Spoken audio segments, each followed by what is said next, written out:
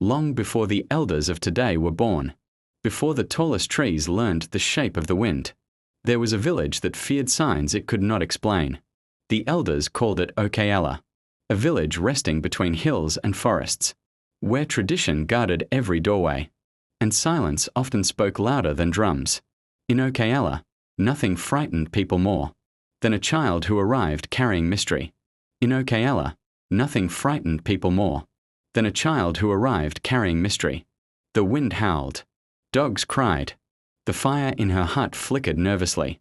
When the child finally emerged, a sudden silence fell over the hut. On the child's chest, just above the heart, was a dark, spiral-shaped mark. No one spoke. Marks were not new in Okeala. Some were blessings. Some were warnings. But this one, the elders had never seen before. The oldest elder leaned closer, his eyes narrowing. This child walks with a path we do not know. Fear spread faster than fire. Women whispered. Men avoided the hut. Abini held her child tighter. She named him Dada, the one who comes differently.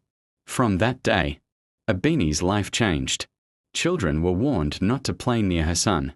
Parents watched with suspicious eyes. Some said the child would bring misfortune. Some said he would bring power. Abini heard everything. Yet every night, she whispered to her son, "You are not a mistake. You are not a curse. You are simply early." Dada grew. The mark did not fade. As he learned to walk, people stepped aside. As he learned to speak, people pretended not to hear.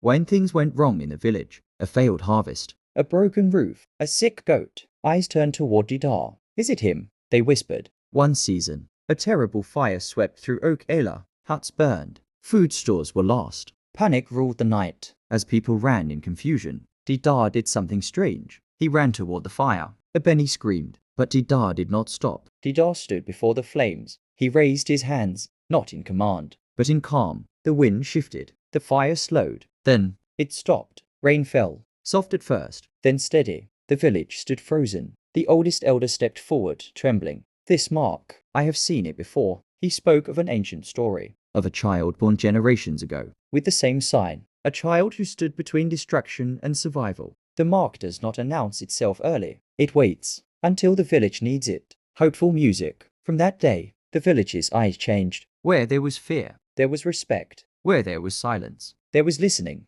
Didar did not boast. He did not demand honor. He simply continued to live, quiet, observant, present. As Didar grew into a man, he became a guide in times of trouble, not because he sought power, but because power found him. And Abeni, she watched in silence, tears mixing with smiles. She had always known what the world fears today.